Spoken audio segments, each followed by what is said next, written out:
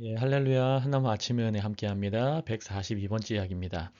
오늘 본문은 마가복음 6장 14절에서 16절까지의 말씀입니다. 마가복음 시리즈 34번째 이야기입니다. 제목은 드러나는 예수의 이름, 목배인 요한의 능력입니다. 오늘 말씀을 통하여 하나님의 크신 은혜가 함께 하시기를 예수 그리스도 이름으로 축복합니다. 본문 읽겠습니다. 이에 예수의 이름이 드러난지라 헤롯 왕이 듣고 이르되 이는 세례 요한이 죽은 자 가운데서 살아났도다. 그러므로 이런 능력이 그 속에서 일어나느니라 하고 어떤 이는 그가 엘리야라 하고 또 어떤 이는 그가 선지자니 옛 선지자 중의 하나와 같다 하되 헤롯은 듣고 이르되 내가 목벤 요한 그가 살아났다 하더라. 아멘, 아멘. 오늘의 제목은 드러나는 예수의 이름, 목배인 요한의 능력입니다. 오늘 말씀을 통해 하나님의 크신 은혜가 함께 하시기를 기도합니다. 우리 14절부터 함께 보면서 묵상합니다. 밑줄 친 부분 보겠습니다.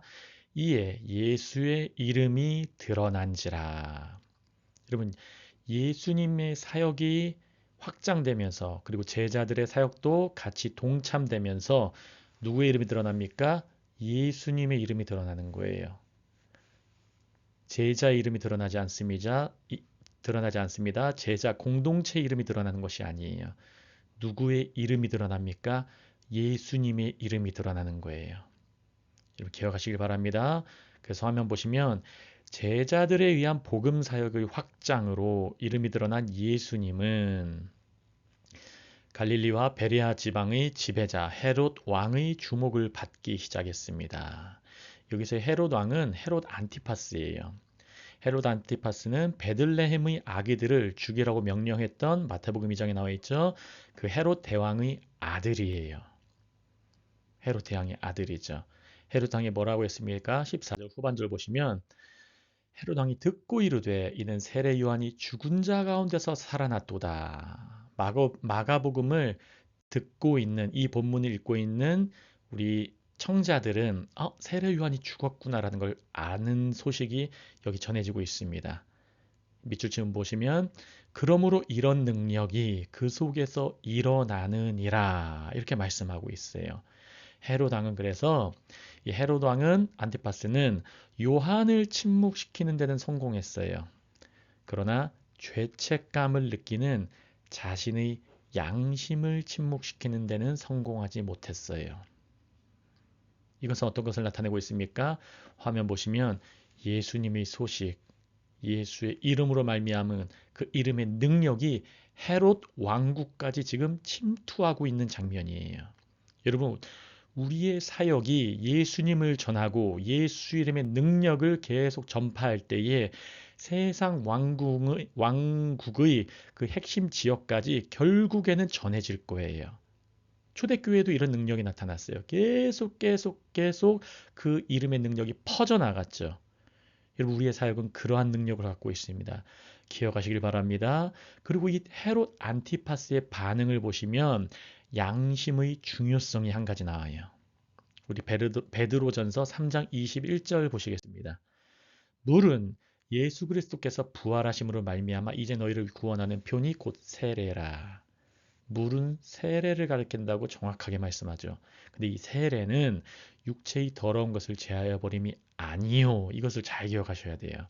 이 세례라는 것 어떤 의미입니까? 하나님을 향한 선한 양심의 간군이라. 여러분 그럼 헤롯 안티파스가 세례를 받았습니까? 아니에요.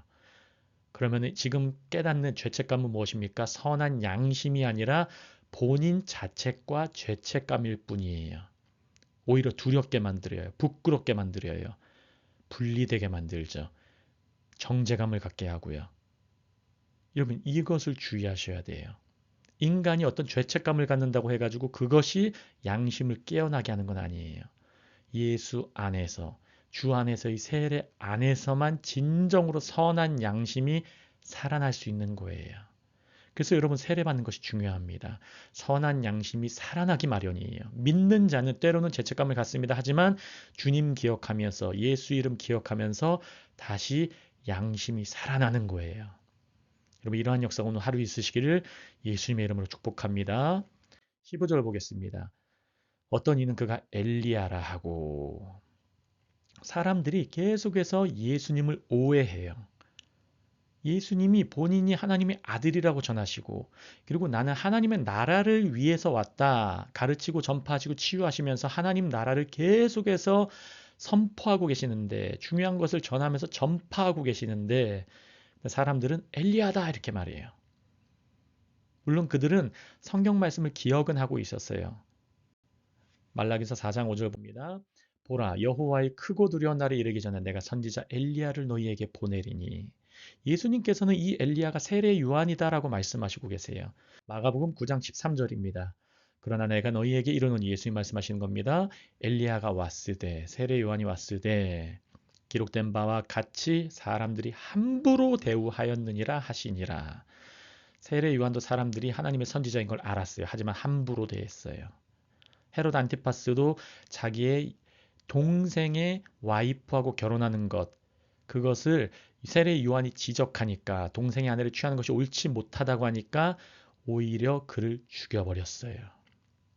엘리야가 왔을 때 함부로 대하는 것이죠. 사람들이 하나님의 사람들을 제대로 대우하지 않아요. 역사상 항상 그래왔어요. 여러분 제자로서 사람들에게 인정받으려고 하지 마세요. 교회로서 사람들의 인정을 요구하지 마세요. 교회가 세상의 칭찬을 받는다? 이런 문제 있을 때가 더욱더 역사적으로 다 많았습니다. 교회는 세상과 세상의 칭찬받으며 사는 존재가 아닙니다. 15절 후반절입니다. 또 어떤 이는 그가 선지자니 옛 선지자 중의 하나와 같다 하되 우리 앞에 화면을 보시면 예수님을 계속해서 사람들은 하나님의 아들로 받아들이지 않아요.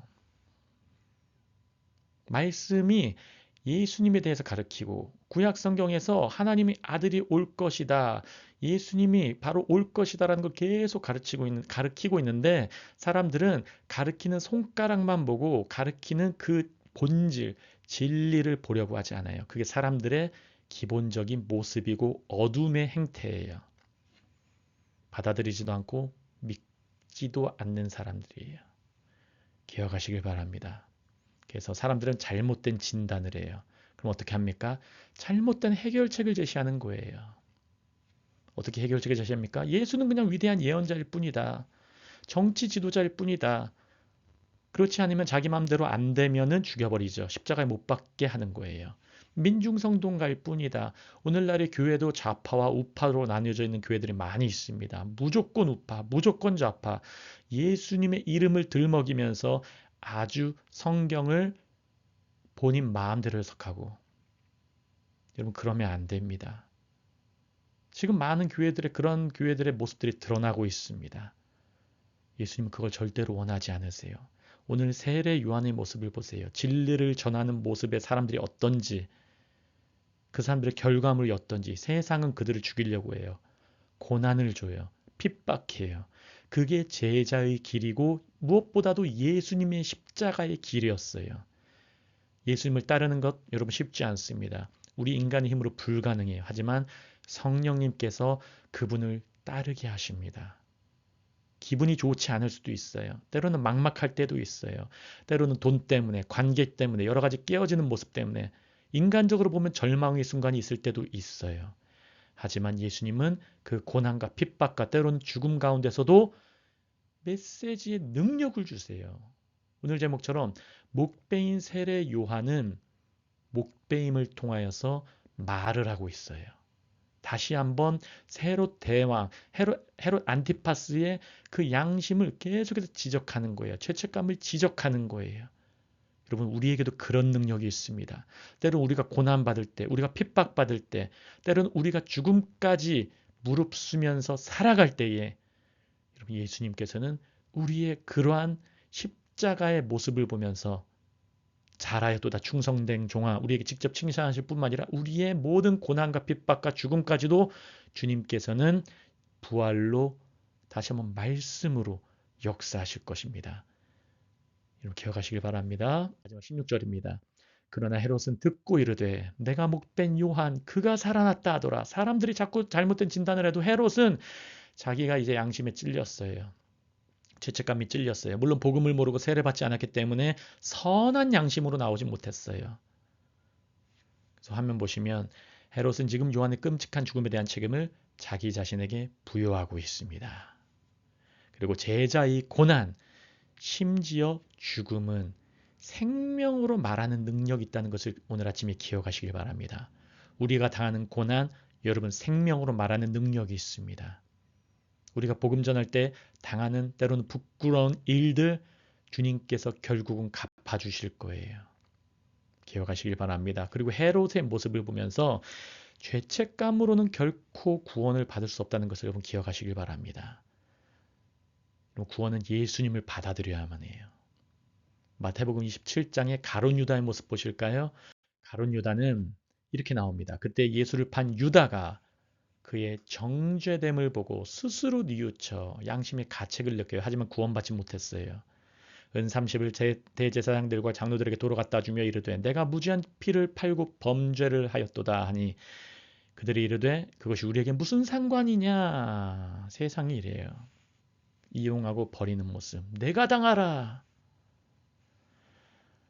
유다가 은을 성소에 던져놓고 물러가서 스스로 목매어 죽으니라. 여러분 양심의 가책이 구원하는 건 아니에요. 우리의 죄책감이 구원하는 건 아니에요. 여러분 예수님께 달라붙어서 구원 얻으시기를 예수님으로 축복합니다. 예수님의 이름을 의지하면서 선한 양심의 간구를 그런 간구가 회복되시길 예수님의 이름으로 축복합니다. 오늘의 제목은 드러나는 예수의 이름, 목배인 요한의 능력입니다. 예수님의 이름은 계속해서 드러나고 있습니다. 온 세상에 퍼지고 있어요. 누구를 통해서요? 제자들을 통해서요. 때로는 목베어 죽음까지도 무릅쓰는 제자들을 통해서요. 여러분 우리의 고난, 우리의 핍박, 우리의 때론 부끄러움, 우리의 연약함, 주님께서 부활의 능력을 부여하시면은 결국은 생명의 능력으로 나타나게 될 줄을 믿습니다. 우리 아침의 은혜 포인트 보겠습니다. 첫 번째, 내 주변에서 예수님을 누구라고 고백합니까? 그리고 나는 예수님을 누구라고 고백합니까? 제자는 세례 요한처럼 진리를 오해받거나 불이익을 감당해야 할 때가 있다는 것을 진지하게 묵상합니다. 여러분, 교회는 회사가 아니에요. 목사는 어떤 사업하는 사람이 아니에요. 성도님들도 마찬가지입니다. 제자의 길을 묵상하시길 바랍니다. 세례 요한은 자신의 이익을 위해서 살아간 사람이 아니었어요. 오늘 하루 이 모습 진지하게 묵상하시기를 예수님의 이름으로 축복합니다. 두 번째, 세상은 여전히 예수님과 교회를 오해하고 있습니다. 제자로 살아가고자 결단한 우리를 이러한 오해를 어떻게 풀 수 있을까요? 우리 공동체가 진리 있은 예수님을 전파하고 그 성품을 잘 드러내고 있습니까? 여러분 우리는 예수님 전파해야 돼요. 그게 우리의 정체성입니다. 그리고 우리는 예수님을 드러내는 거예요. 그게 우리 모습의 능력이 되는 것이에요. 우리가 드러나면 망해요. 예수님이 드러나기를 진심으로 바랍니다. 우리 다 같이 기도합니다. 우리 기도와 섬김 후원으로 한남 온라인 사역 섬기실 수 있고요. 구독과 좋아요도 함께 확장되는 데에 큰 도움이 됩니다. 다 같이 기도하겠습니다. 할렐루야. 하나님 아버지 너무나 감사합니다. 아버지 하나님, 세례 요한은 옳음을 전하고 하나님의 나라를 위해서 살아가다가 하나님 아버지 그 모습은 목배임의 결과를 맞이했지만 결국에는 그 모습이 생명의 부활의 능력으로 지금까지도 전해지고 있음을 우리가 보았습니다. 또 들었습니다. 아버지 하나님, 우리 제자의 길을 걷고자 하는 이 말씀을 듣는 모든 주의 자녀 백성 왕의 신부들 주님께서 기억하여 주시고 오늘 말씀을 통하여 하나님의 살아계신 능력 다시 한번 기억하고 달라붙을 수 있도록 도와주시옵소서. 우리가 세례 요한과 같이 주님의 오실 길을 예비하는 자들이 되길 원합니다. 다시 오실 주님. 세상은 더욱더 환난이 많아도 고난과 핍박이 많아도 아버지여 주님 우리를 지켜주시고 때론 유혹 가운데서도 우리의 욕심의 넘어짐 가운데서도 우리의 선한 양심을 일깨워 주시고 다시 한번 제자의 길을 성령의 능력으로 말미암아 걸어갈 수 있도록 오늘 하루 도와주시옵소서. 성령의 기름 부어 주시옵소서. 우리에게 성령의 기름 부어 주시옵소서. 감사하며 모든 말씀 살아계시고 역사하시는 예수 그리스도 이름으로 함께 기도합니다. 아멘, 아멘.